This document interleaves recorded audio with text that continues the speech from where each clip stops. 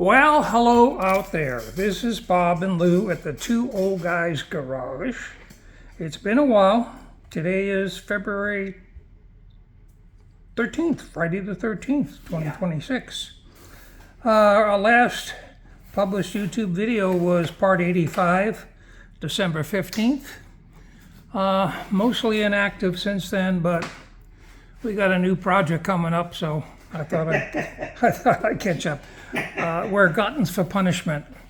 Anyway, what Lou wants to do now is to convert the Anglia to power steering. So if you are old-time viewers, you know that the Anglia started out with a manual Vega box. Right, and a traditional front axle and all that crap and shit. And it was kind of hard to steer. Don't know if that's related to the fact that we're old guys or not. But anyway, what we did is we adapted it to a unisteer, rack and pinion, manual again.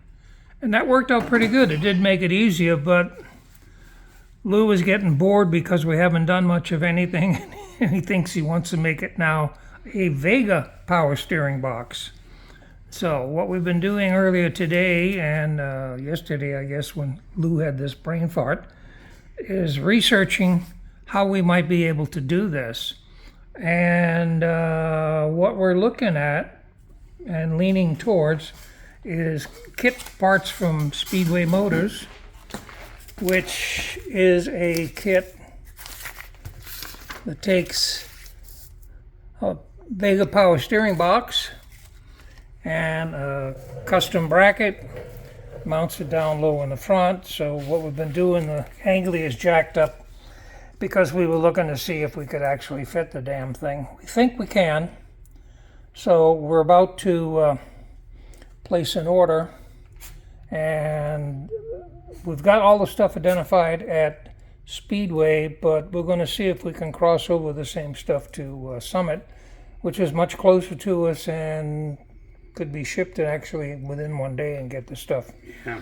So anyway, and playing catch up a little bit, what we did get done, we mentioned in the last couple of videos that Lou changed out the coilover front springs from 200 pounders to 300 pounds, same length, 11 inch I think.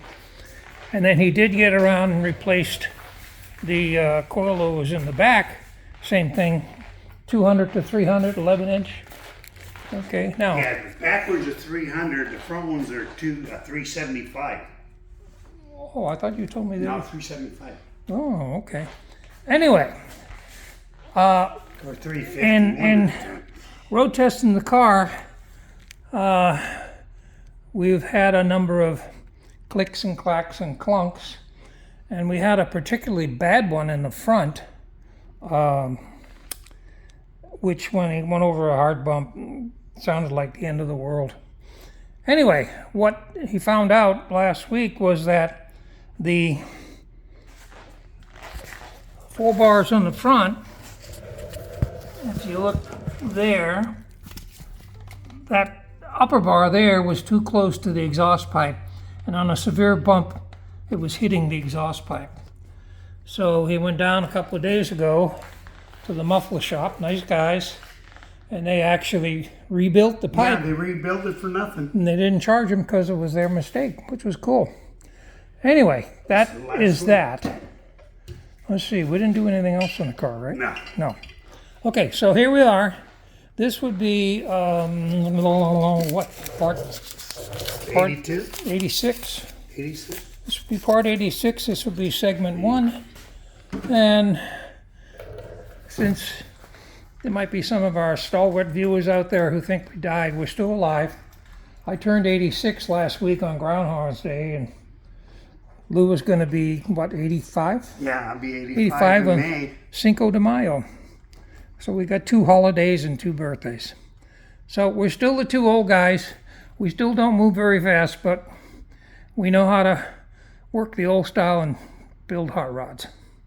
So with that, I think I'm going to cut this short. It's going to be a short, but I'll just put it out so you know where we are and what we got coming. So we're going to track some more of this down and get some parts on order, and we'll get back. So again, I'll publish this even though it's a shorty, just to let you know that we're still here, alive and kicking. So everybody take care out there.